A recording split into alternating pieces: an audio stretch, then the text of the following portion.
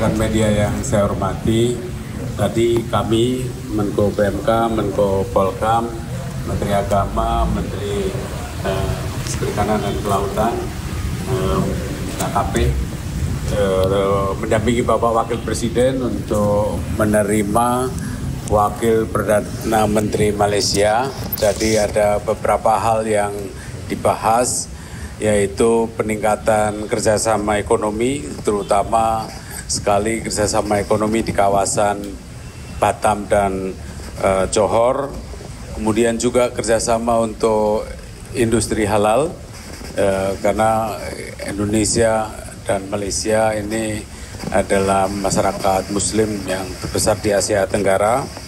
Kemudian juga perlindungan pekerja migran Indonesia, jadi diintensifkan itu one channel system bagi perlindungan tenaga kerja Indonesia. Kemudian juga kerjasama untuk kepentingan pertanian sawit, minyak sawit, karena sekali lagi Indonesia, Malaysia adalah produsen minyak sawit terbesar. Kemudian juga akan mengajak serta Malaysia, itu yang sedang dipikirkan, dan tentu saja adalah kesepakatan mengenai bagaimana memberikan dukungan penuh kepada Palestina.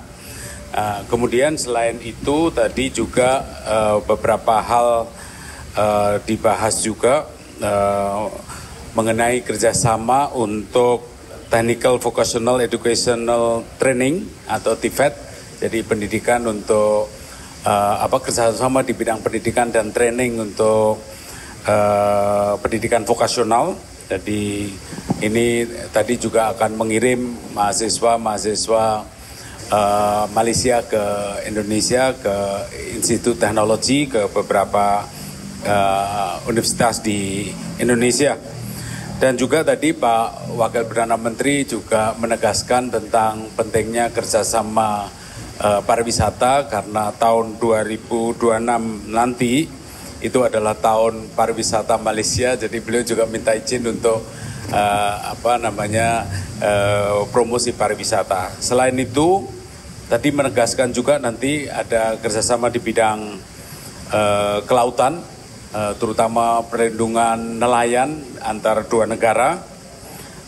Kemudian kerjasama di bidang pertanian, karena tadi Pak Wakil Perdana Menteri Malaysia juga menegaskan bahwa produksi pertanian Indonesia bagus, jadi ingin belajar juga dari Indonesia. Di luar itu tadi ada beberapa hal juga yang disampaikan oleh Pak Menteri Agama mengenai kerjasama pemukiman di Arab Saudi untuk menampung warga kita yang menjalankan ibadah haji dan umroh, terus kemudian pendidikan untuk Islam moderat di antara dua negara, dan kesepakatan mengenai industri halal. Saya kira itu tadi yang dibicarakan. Nanti Pak Menko Polkam, juga Pak Menak dan Pak Menteri KKP bisa menambahkan lebih detail. Saya persilakan Bapak. Terima kasih Pak Menko PMK. Rekan-rekan media sekalian yang saya hormati, dalam pembicaraan tadi utamanya adalah peningkatan kerjasama di bidang strategis antara Malaysia dan Indonesia, sebagaimana telah disampaikan Bapak Menko PMK. Di bidang politik dan keamanan, tentu nanti akan ada rapat-rapat teknis lanjutan, khususnya pembahasan penguatan kerjasama di bidang perbatasan dalam hal penanganan terorisme, kemudian penyelundupan baik barang dan manusia, narkotika. Tadi yang disampaikan Pak Menko PMK terkait dengan nelayan, illegal fishing dan sebagainya. Saya rasa dari Polkam beberapa aspek itu yang dibahas ke depan. Mungkin tambahan dari Pak Menteri KKP, Menteri Agama.